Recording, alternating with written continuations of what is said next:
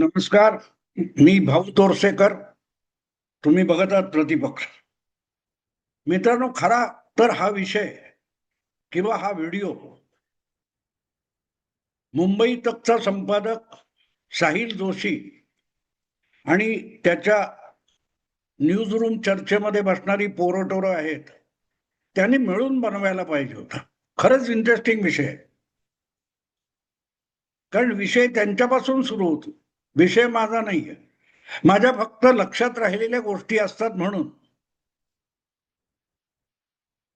मध्यंतरी तुम्हाला आठवत असेल की बारामतीची पोटनिवडणूक हा एक वादाचा विषय बनवण्यात आला की ती अविरोध होणार का, काँग्रेस लढवणार का, काँग्रेसने तिथे निवडणूक लढवली आणि न लढवता म्हणजे माघार घेऊन जिंकली पण कशी. मी त्याच्यावर एक उपहासात्मक पुढला मुख्यमंत्री काँग्रेसचा असा व्हिडिओ केलेला आहे. पण त्यानिमित्ताने एक गोष्ट घडली होती. उपमुख्यमंत्री आणि बारामतीच्या विधानसभा उमेदवार महायुतीच्या सुनेत्रा वहिनी यांचा लाडका पुत्र, मी म्हणेन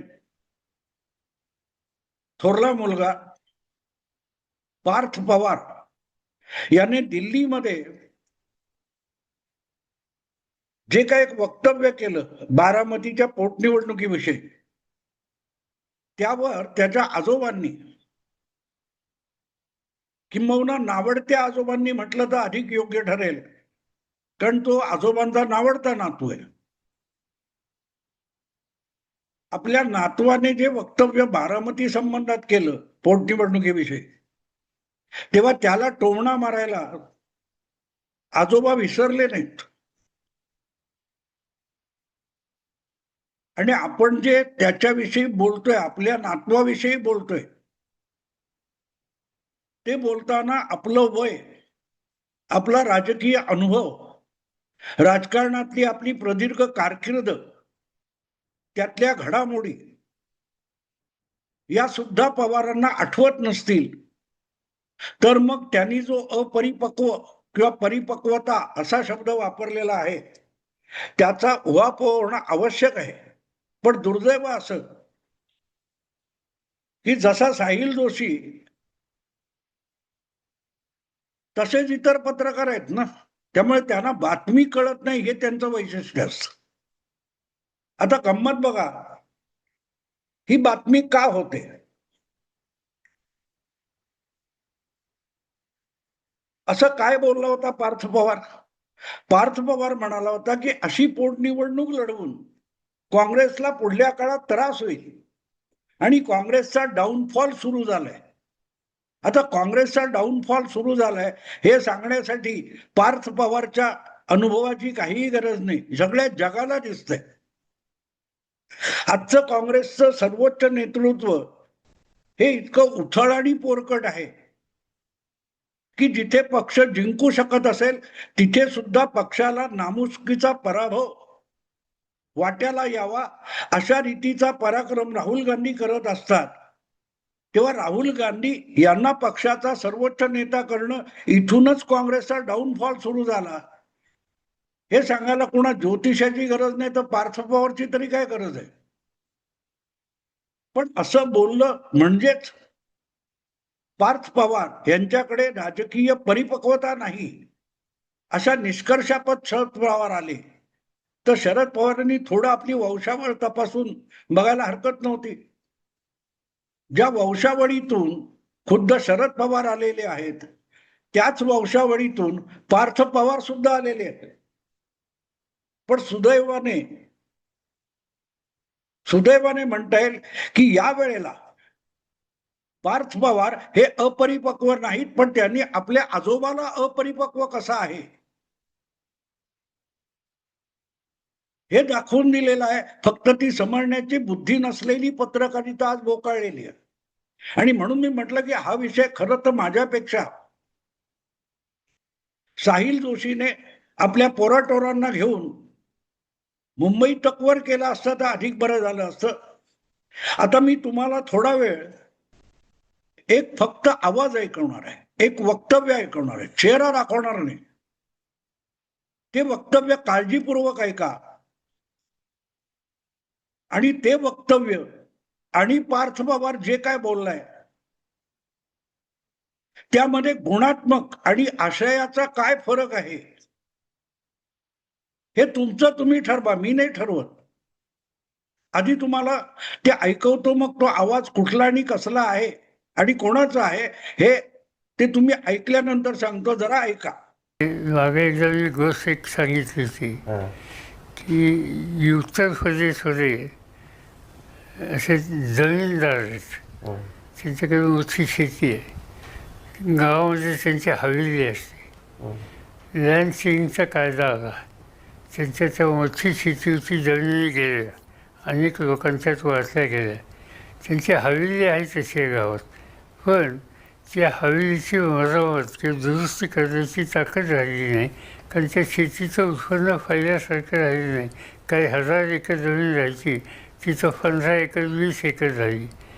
पण सकाळी जेव्हा तो जमीनदार उठतो आपल्या हवेलीमध्ये आणि बाहेर जेव्हा बघतो आजूबाजूचं हिरवं पीक, तो म्हणतो की हे सगळं माझं होतं, माझं होतं, आता नाही आहे.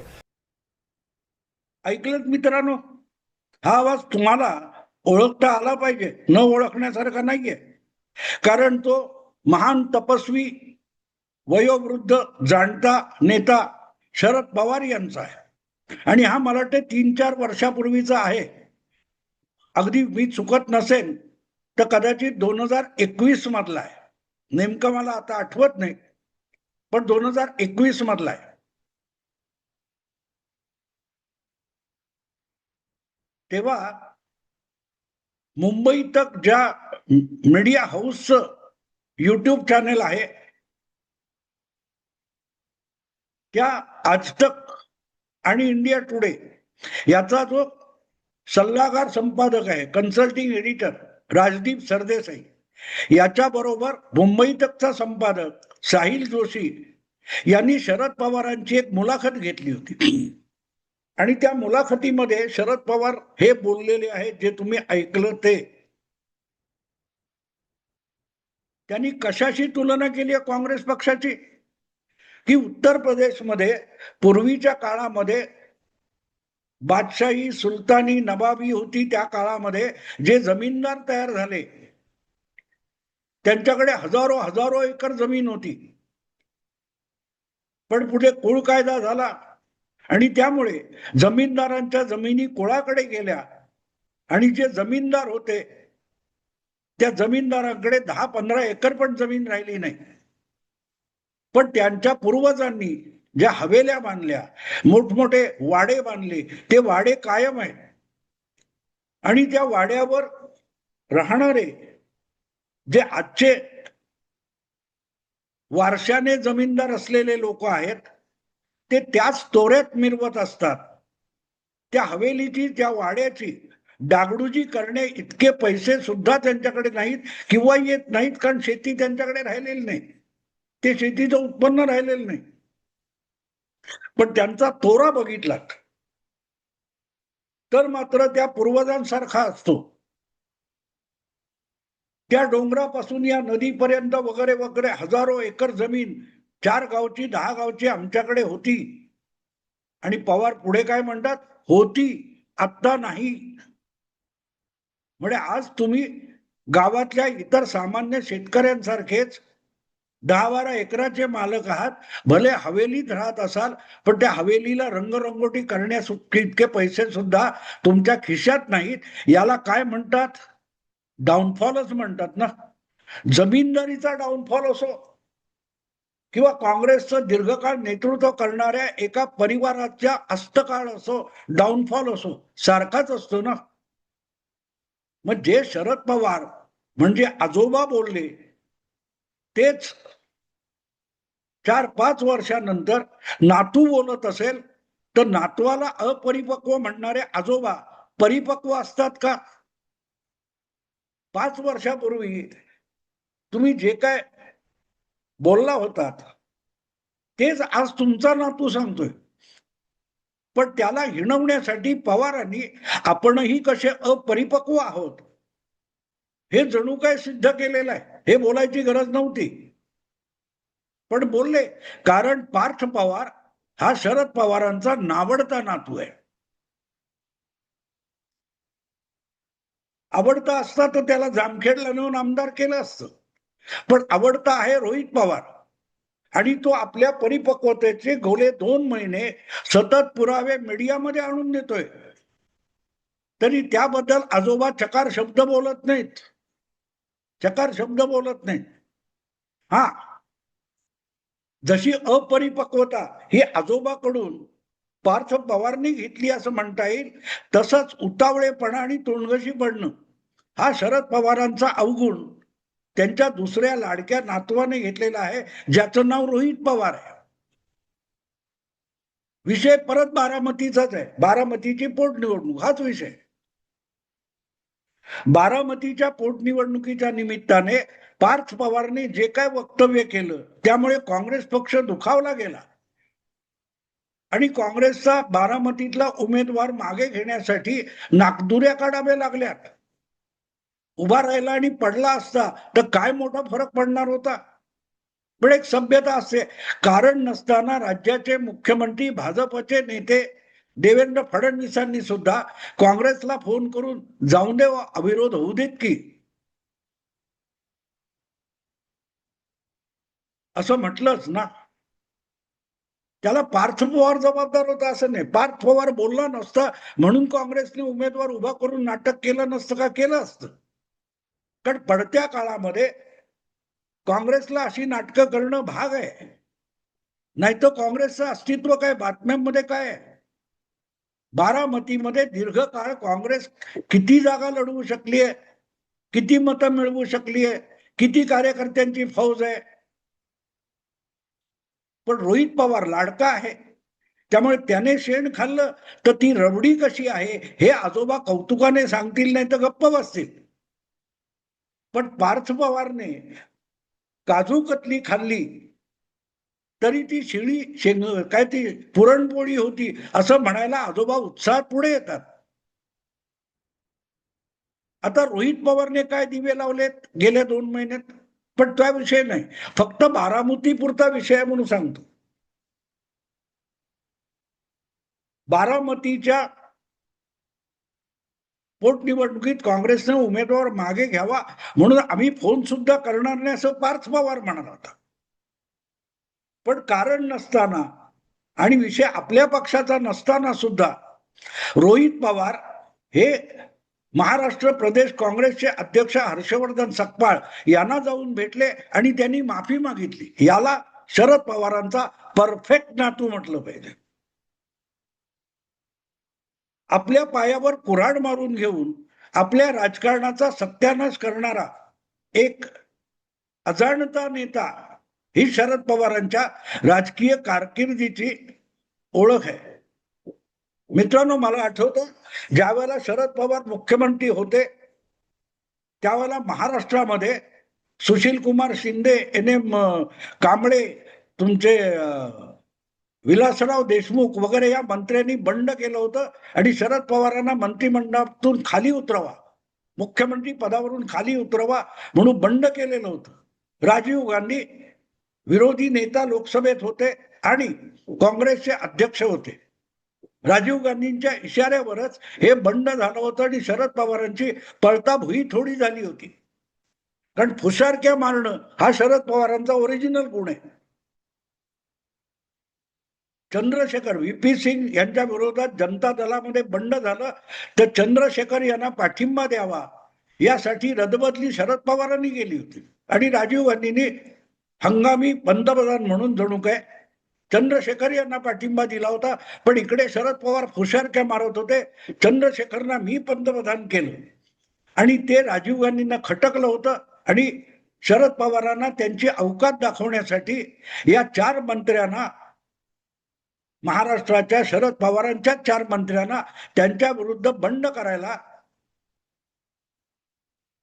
राजीव गांधींनीच प्रवृत्त केलं होतं. शेवटी शरद पवारांनी दिल्लीला जाऊन लोटांगण घातलं आणि मुख्यमंत्री पद टिकवलं. पण ते ठीक होतं, तो अल्पकाळचा प्रसंग होता. पण चतुर शरद पवारांनी त्यानंतर लोकसभा निवडणुका लागल्या, त्यामध्ये श्री पेरामुदुरला राजीव गांधी यांची घातपाती हत्या झाली. त्यानंतर थेट दिल्लीच्या राजकारणात झेपावून पंतप्रधान पदावर दावा सांगितला होता. आणि मला कौतुक वाटलं होतं. मी सुद्धा शरद पवारांचं तेव्हा कौतुक केलेलं आहे. आणि मला आठवतं मी एका लेखात तेव्हा म्हटलं होतं की नरसिंहराव यांच्यासारखा अडगळीत पडलेला माणूस नेता आता परिस्थितीमुळे पंतप्रधान झालेला असला तरी शरद पवार लवकरच त्याला गुंडाळून पंतप्रधान होतील. पण उतावळा नवराणी गुडघाला डाशी. नरसिंहरावांनी शरद पवारांना असं गुंडाळलं की आपण कधी गुंडाळलो गेलो हे शरद पवारांना कळलं सुद्धा नाही. मला आठवतं त्या कालखंडामध्ये जे शरद पवारांना चिकटलेले एक बिरुद आहे ना, तेल लावलेला पहलवान. हे तेल लावलेला पहलवान हे बिरुद शरद पवारांना चिकटवणारे लोक नवाकाळचे संपादक निळूभाऊ खाडीलकर यांनी शरद पवारांची, त्या काळात शरद पवार हे संरक्षण मंत्री होते, नवाकाळमध्ये एक मॅरेथॉन प्रदीर्घ मुलाखत घेतली होती.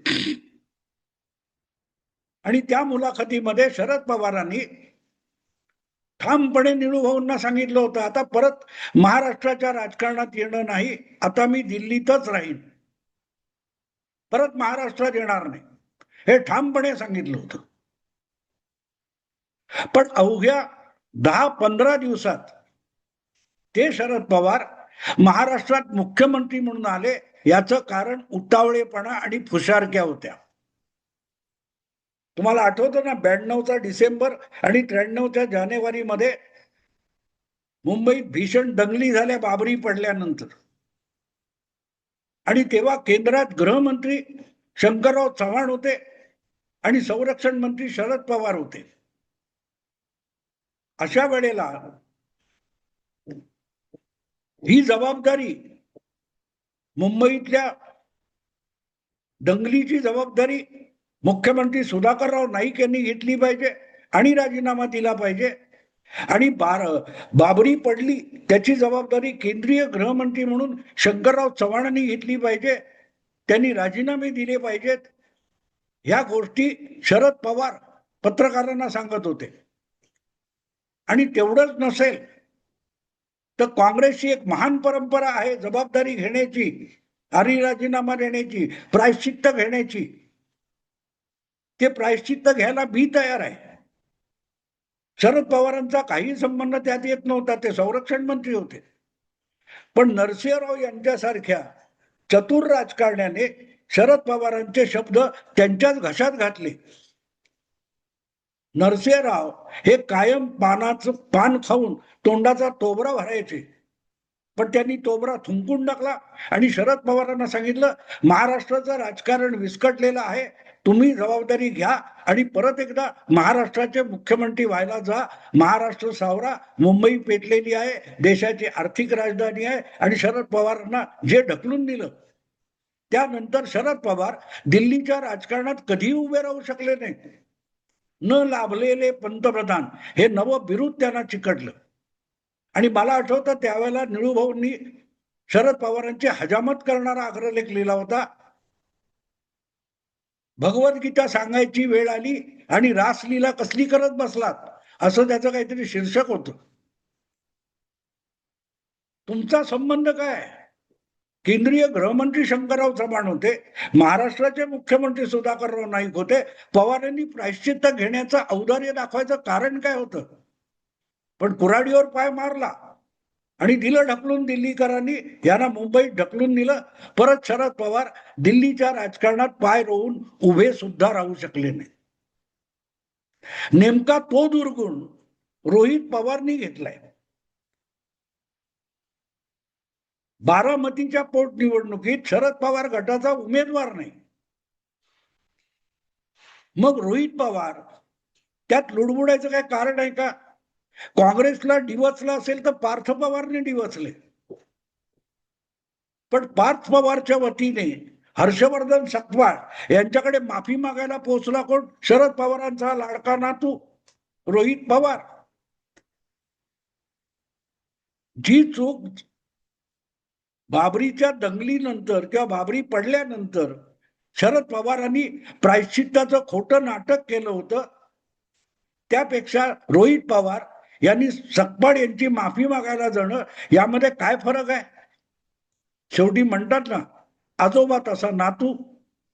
आता तुम्ही एवढं सगळं ऐकलंय, तुम्ही ठरवा कोण अपरिपक्व आहे आणि कोण परिपक्व आहे, किंवा कोण अतिपक्व आहे आणि लिबलिबीत झालंय. मी थांबतो. आवडलं लाईक करा, शेअर करा आणि प्रतिपक्षाला सबस्क्राईब करा.